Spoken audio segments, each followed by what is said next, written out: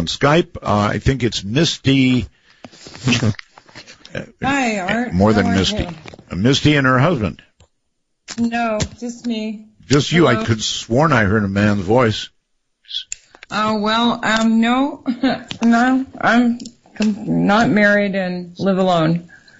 Okay, in that case, I would look around very carefully right now and make sure that there's nobody there.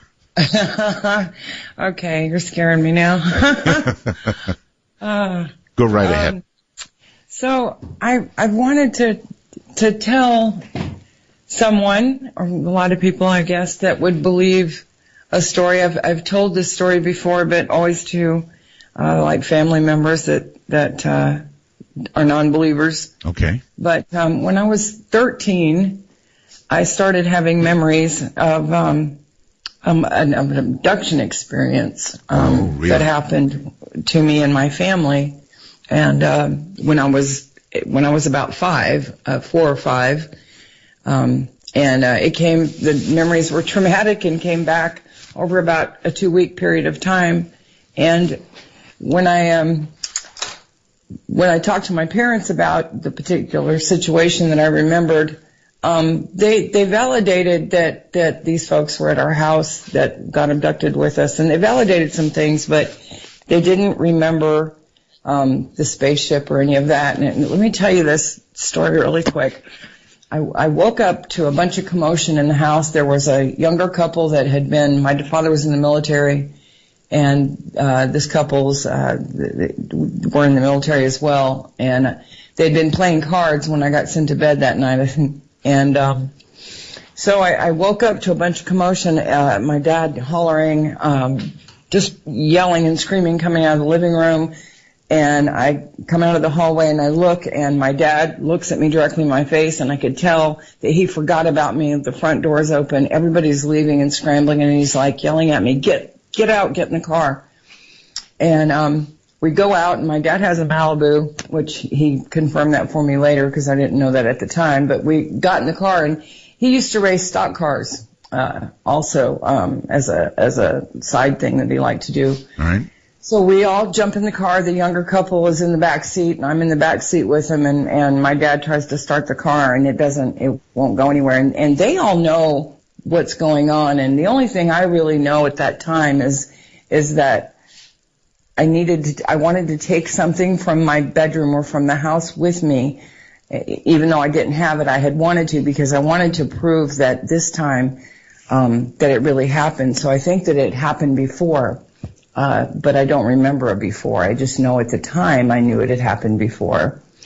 And the car wouldn't start, and the guy in the back seat says, let's get in my car, Ray, you drive. And so my father and we all scramble, and they have a little Volkswagen, and we scramble in, and I'm in the back seat again, and I'm sitting in this younger couple's lap pretty much, and Dad tries to start the car, and the car won't start. Right. And then everybody but me, just all the yelling and everything just stops. Everybody just turns off. And my dad gets out of the car, and then my mother gets out of the car, and then the couple that I'm on their lap, they're just like leaving me and bouncing me out, off onto the seat as they get out of the car. And I see my mother walking around the car, and I just really wanted to go with her, so I get out of the car and I start to try to follow her, and she's not there. And I look and I see my father's feet lift up off the ground, and he just starts floating into the air.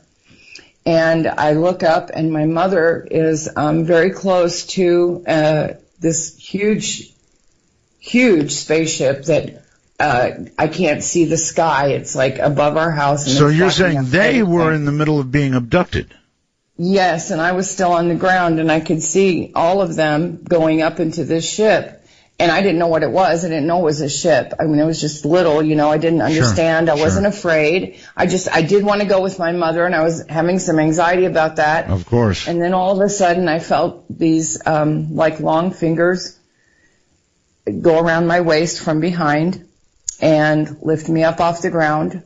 And I turned to try to see, what was behind me. And all I saw was if you could imagine what a astronaut's helmet would look like, only it was like reflecting. That's all I saw was like that mask. Gotcha. And it was reflecting. I could see it reflecting light. All right, we don't have a lot of time, so what happened?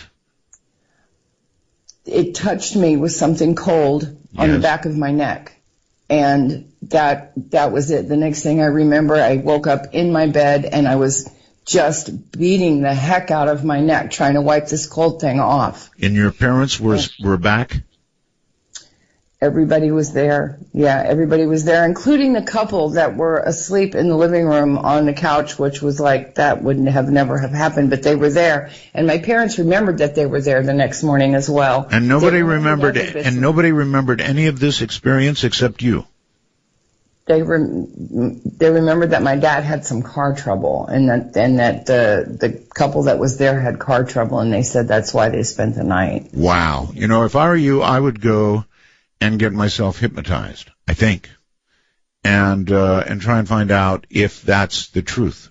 I mean, it's possible that as a youngster you formed some kind of memory that wasn't real. I'm not saying it's a false story. I'm saying that it may or may not be a real memory. But if it were me and I had a memory like that, I'd sure as heck want to know if it was real. So there is that. You might think about it.